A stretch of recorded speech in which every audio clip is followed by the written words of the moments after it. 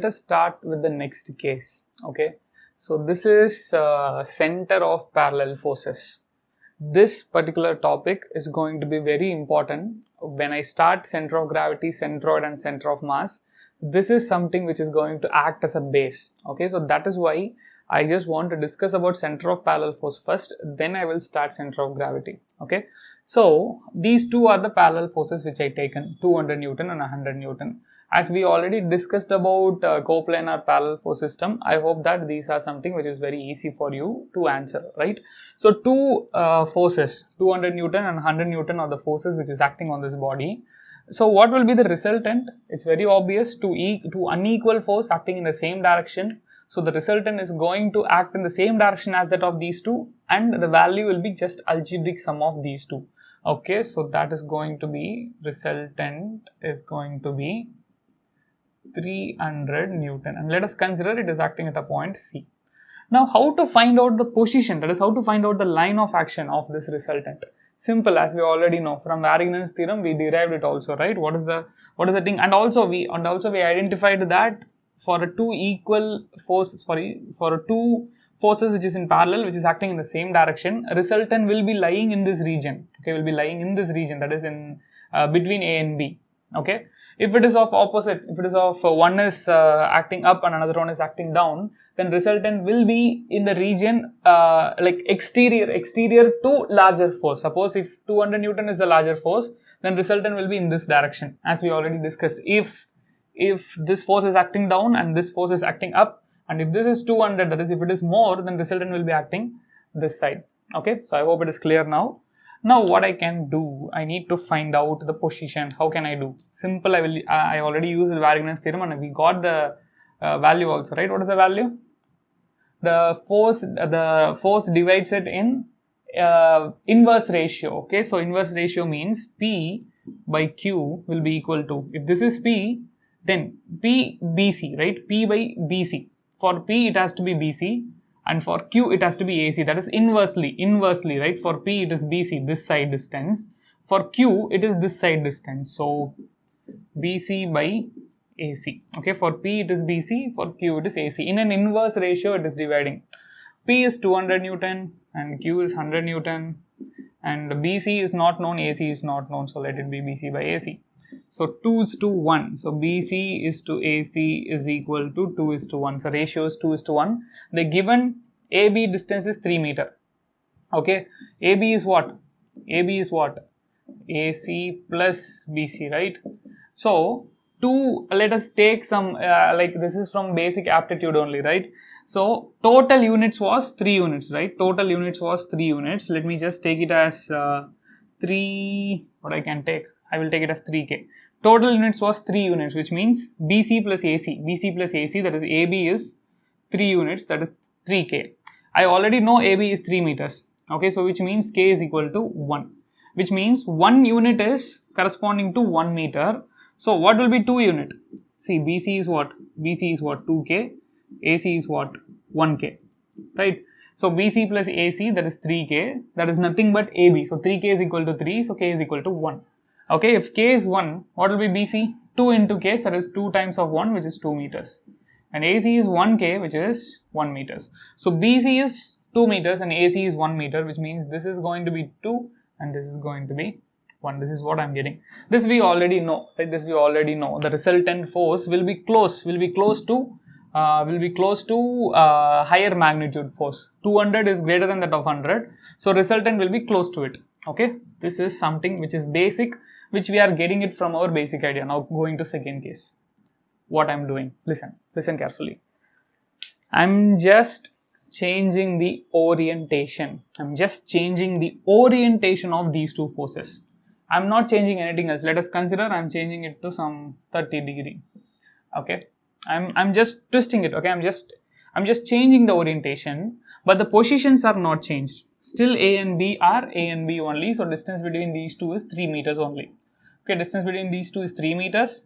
I'm just rotating it. I'm just changing the orientation. Okay, so this is also 30. Okay, this is also 30.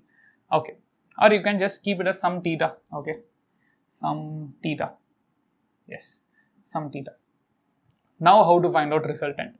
Finding out resultant is very simple because this force and this force are parallel, right? So obviously if I add them both, I'm going to get the resultant, and they are acting in the same direction also. So I will just add them. So I need to draw it parallel. Yes. So this will be my resultant. That is also going to be 300 Newton only. So resultant has not changed. What I'm doing here, instead of P acting vertically, instead of Q acting vertically, I'm just rotating it. Okay, and it is acting at an angle theta. Now my aim is to find out what is this. Where does C occurs now? How to determine it? Simple. Just listen to me carefully.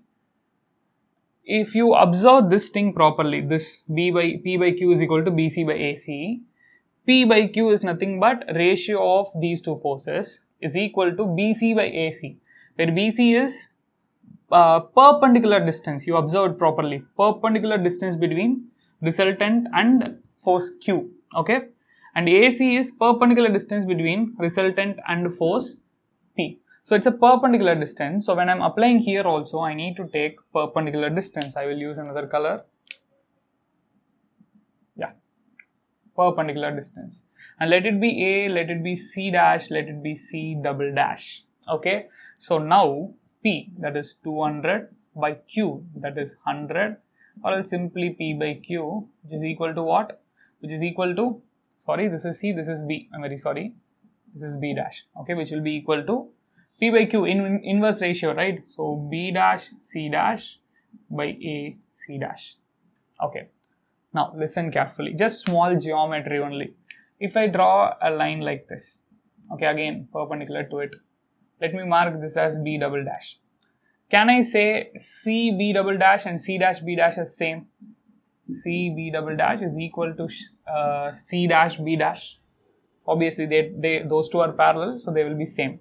Okay, now listen, take this triangle, okay, this triangle. If this is theta, okay, if this is theta, what will be this angle? What will be this angle? It will be theta, right? Okay, now similarly, if yeah, let it be, listen, if this is theta, this will be theta, right? You just take this triangle. Which triangle? B double dash and C. It's a right angle triangle, right? Now what about this? What about this triangle? ACC dash. Okay, ACC dash. This is right angle, obviously. If this is theta, listen, if this is theta, what will be this angle? What will be this angle? What will be this angle? That angle will also be, it's opposite, right? It's opposite. So this angle will also be theta. Am I right? Very simple actually. Let me draw it and show you.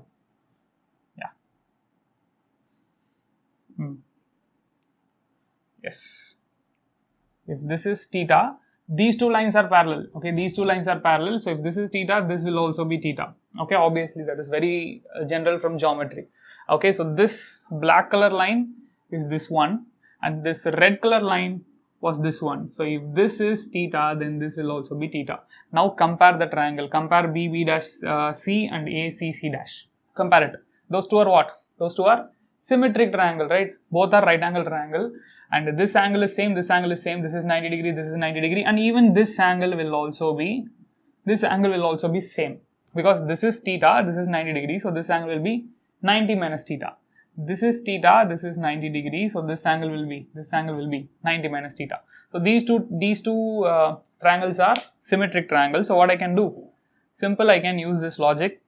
AC by CB, okay, or AC by BC will be equal to what? That is ratio of this side by this side. I can equate it with AC by CB double dash, right? AC dash by CB double dash. See, this distance AC by BC, okay, that will be equal to AC dash CB double dash. Am I right? Just I'm using the symmetric triangle property. That's it. Now, what is CB double dash? We already know. CB double dash is nothing but C dash B dash. So that is going to be equal to A C dash by C dash B dash. Now compare it. AC by BC is equal to what? AC C dash by C dash B double dash, right? So I will just reverse it. If I inverse it, what will happen? C dash B dash by A C dash, which is equal to, this side will also get inversed, B C by A C. Yeah, now check it. Now compare this to. B dash C dash by A C dash. A C dash is equal to what? B C by A C, which is equal to BC by AC. So what I can conclude? I'm getting the same equation, right? I'm getting the same equation as that of our first case. Even after twisting it, even after rotating it by an angle theta, I'm getting same equation, which means still the distance between A and C will be, I'm sorry, what is the distance I got? Yeah, 1 meter, and C and B will be 2 meter. So still the resultant is passing through same point. Now going to that case. Now this case, what I did here, just rotated it, that is P and Q. Okay, these two forces, I'm rotating it, and I'm bringing it completely down. Okay, so what happens? 200 Newton now acting down, 100 Newton is also acting down. Again, a resultant is going to be just algebraic sum, 200 plus 100, which is 300, which is also going to act down. So that is 300 Newton. But what will be the position? Nothing. It's very simple, right? P by Q, this is not going to vary. P by Q will be equal to what? Inverse ratio. Inverse ratio is BC by AC. Am I right? For 200 Newton, I need to take this distance. For 100 Newton, I need to take this distance. Is the equation varying?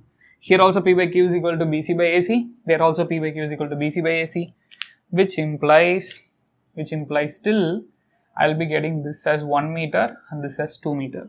So I will erase it and I will do one more case. After that, I will give you the conclusion, very important conclusion. So just revisit all these 3 cases. We will do 4th case, then I will give the final conclusion. So now I oriented this in this direction. Okay, initially both P and Q was acting upward, then it is tilted a little, and then we kept it completely downwards. The two forces are acting downwards. Now it is tilted in this direction. Let us take this angle to be theta. Okay, sorry, this angle to be theta. These two are parallel. If these two are parallel, obviously the resultant is going to be what? The resultant is going to be like this, just summation of these two. Okay, it is just summation of these two, and the resultant has to be parallel also. The resultant has to be parallel to this. Okay, so 200 plus 100, which is 300. Okay, so this point is C. Now I need to find out this AC and BC. Okay, so how can I do that? Again, simply we know that for a parallel lines only, right? So if I draw a line like this, this is perpendicular to force P, and again this is perpendicular to force Q also. So obviously I will take this as B, this as C dash, sorry, this as C dash, and this as A dash. Okay, if I do that, what I can say? I can write 200 by 100, which is nothing but P by Q. Let me just write it as P by Q, which is 200 by 100, which is equal to what? Which is going to be equal to P by Q. So for P I need to use this, that is inverse ratio, right? So B C dash by, for Q I need to use this, which means A dash C dash. Now I need to replace this B C dash and A dash C dash with AC and BC. How can I do that? Very simple again. What I can do, this is AC, right? So what I can do, just a minute, I will draw a line like this, that is a perpendicular. This is actually a bit small, but anyways, yeah, like this. Okay, it is perpendicular to this. Okay, this is perpendicular to this. If this angle is theta, this is 90 degree. I hope you could see this. This is 90 degree, this is theta. Already from this triangle, okay, from this triangle, this is theta, this is 90 degree, then what will be this angle? What will be, sorry, not that angle, 180 minus 90 minus theta, so this angle will be 90 minus theta, am I right? This angle will be 90 minus theta, so this angle will be theta. Okay, so finally what I will get something like this. This is A dash C, 90 degree, this is theta. Okay. Similarly, if you take BC dash C, okay, BC dash, sorry, this let it be, yeah, this is A double dash, I'm sorry, A double dash, okay, A double dash C, this angle, this triangle A double dash C, and similarly this triangle, okay, yes, this is 90 degree, this is B, and this is C dash, this will be theta, okay, so these two are symmetric triangle, again 90 degree, theta, this will be 90 minus theta, this will be 90 minus theta, okay, so then what I can conclude, simple, this distance by this distance, okay, this distance by this distance, A double dash C by BC dash will be equal to AC by BC, okay, AC by BC. Now, A double dash C, this is A double dash C, okay, this is A dash C dash. So those two are parallel, so A dash C dash will be equal to A double dash C. So instead of this A double dash C, I can write A dash C dash by B C dash, which is equal to AC by BC. Now, AC by BC is A dash C dash by BC dash. So if I reverse it, then BC dash by A dash C dash will be BC by AC. So in place of this, I can write it as BC by AC. What is the conclusion? You itself can answer after giving all the 4 cases. You itself can answer what is the conclusion. Very simple conclusion. You orient it anyway. Okay, two forces are there, two parallel forces are there. You keep it like this, or you tilt it like this, or you completely tilt it like this, or you tilt it like this. Whatever direction you want, you tilt it. Okay, two forces. Okay, P, Q. Yes. If it is this, then my resultant will be somewhat like this. Now I'm tilting Q, I'm tilting P. Okay, in whatever direction you want, you do it. Okay, in whatever direction you want, you do it. Okay, I'm tilting it like this by an angle theta 1. Okay, by an angle theta 1. Then resultant will also get tilted by an angle theta 1. Resultant will also get tilted by an angle theta 1. But the point, okay, the point through which the resultant is passing is not going to vary. Okay, until or unless you are not changing the point of P and Q. Okay, here what I'm doing, I'm just changing the orientation. I'm not changing the point. For example, instead of tilting it like this, if I tilt it like this, if I tilt a force P like this, okay, at an angle theta 2, and similarly Q, okay, at an angle same theta 2, okay, but it is passing through the same point. It's passing through the same point, and I'm not changing the magnitude also. Magnitude still remains Q. Then my resultant will also get tilted, okay, by a same amount theta 2, and it will pass through the same point. Okay, so that point through which resultant of the parallel force, here I'm just taking 2 parallel forces, but you can take n number of parallel forces. So it is that point through which the resultant always passes through. Okay, that point through which the resultant always passes through, irrespective of the orientation of the forces. Okay, whatever may be the orientation, let the two force be vertical, or it is inclined in this direction or inclined in this direction, until or unless you are not changing this point. Okay, until or unless you are not changing the point through which the two forces are passing, you are only changing the orientation, then my resultant will also won't changes point through which it is passing. Okay, only its orientation will change. So that point C, okay, I'm just marking it as C, that point C through which the resultant always passes through, irrespective of orientation of the forces. Okay, orientation of the applied force. Whatever orientation you keep, the resultant will always pass through that point, and that point is called as center of parallel forces. Simply, it is the point through which resultant always passes. It is a point through which resultant always passes, irrespective of orientation of its forces. Okay, so let us proceed with one equation for the center of parallel forces. Suppose if n number of forces are acting, as I taken here, F1, F2, F3, F4, and n number of forces are there which is parallel. Okay, so initially let us assume all these forces are acting vertically. Okay, all the forces are acting vertically. By assuming this, we will get one equation. Similarly, by assuming if the forces acts horizontally, I'm not going to derive it, I will just give you the final equation. Okay, if the force acts horizontally, how to get it also we will see. Okay, so first of all, how to find out the resultant? Let us assume this is x-axis, y-axis, and this is our reference. Okay, our reference is origin. Okay, I'm assuming our reference is origin. How will be my resultant? Obviously, all the forces are vertical and they are parallel. So resultant is going to be in this manner, somewhere, I don't know where it is. But what I will do, I will just take this is my resultant, and let us assume that the resultant was acting at a distance x bar from our origin. Okay, from y-axis, that is from origin O, it is acting at a distance x bar. Now, the factor here is, I can easily find out R. Okay, so resultant will be simply the algebraic sum or vector sum. Since it is vertical, it is just a sum. Okay, so I need to sum it. If it is acting upward, you add it. If it is acting downward, you subtract it. But how to find out the position? That is how to find out this x bar. That can be determined by using Varignon's theorem, or well-known Varignon's theorem. What does it says? Moment of resultant about any point should be equal to summation of all the individual forces. Okay, summation of moments of all the individual forces about the same point. So if I'm going to find out moment of resultant about this point, all the forces moment should also be determined at the same point. Okay, so that's what I did here. First of all, moment of resultant about O. I'm just going to use the right hand thumb rule. I'm not going to worry about the sign and all.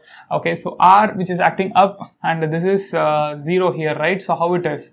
It's going to be counterclockwise. So I'm taking it as positive plus. Finally, I will give you an idea how to, like, final formula, how to consider it as positive, negative. I will give the final idea later. Okay, and similarly, summation of forces. What about this? F1, which is placed at a distance x1, right? So F1 into x1, so it is again counterclockwise. Again F2 into x2, again counterclockwise. F3 into x3, again counterclockwise. F4 into x4, counterclockwise. Similarly until Fn. Okay, so Fn into xn, again counterclockwise. So all I'm taking it as positive only. So summation of all the moments is equal to x bar, which is the distance the resultant is acting from the reference. Okay, so I will bring this resultant this side, and finally in place of resultant I can substitute summation of all these forces. Since they are parallel, summation of all this will give me the resultant, right? So I'm just writing it as a conclusion like this: summation of xi into fi, where I varies from I is equal to 1 to n. Similarly, the denominator I am having summation of forces, so summation of fi again where I varies from I is equal to 1 to n.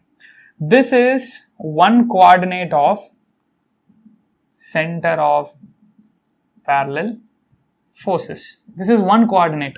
What about other coordinate? If suppose, let us assume, if suppose there was another force. Okay, instead of forces acting vertically, forces are acting like this. I'm not going to solve this. I'm not going to derive it. I can easily say, you can easily say in fact, okay, Fn. Okay, so instead of forces being vertical and parallel, it is horizontal and parallel. Now also F1 and F2 is parallel. F2 is parallel with F4, it is parallel with Fn. All the forces are parallel, but they are vertical. And now, this, let us assume, let me use this blue color. Let us assume this distance was how much? Xn. This distance was how much? X3. And this distance was how much? X4, and this distance was how much? X2, and similarly this is X1. Okay, so how it is going to be? F1 into, sorry, I'm very sorry, I did a mistake here. Since I'm taking the distance in x direction, I taken it as x. So since now I'm taking vertical distance, right? So this is going to be y1, this is going to be y3, this is going to be yn, this is going to be y4, and this is yn, this is going to be y2.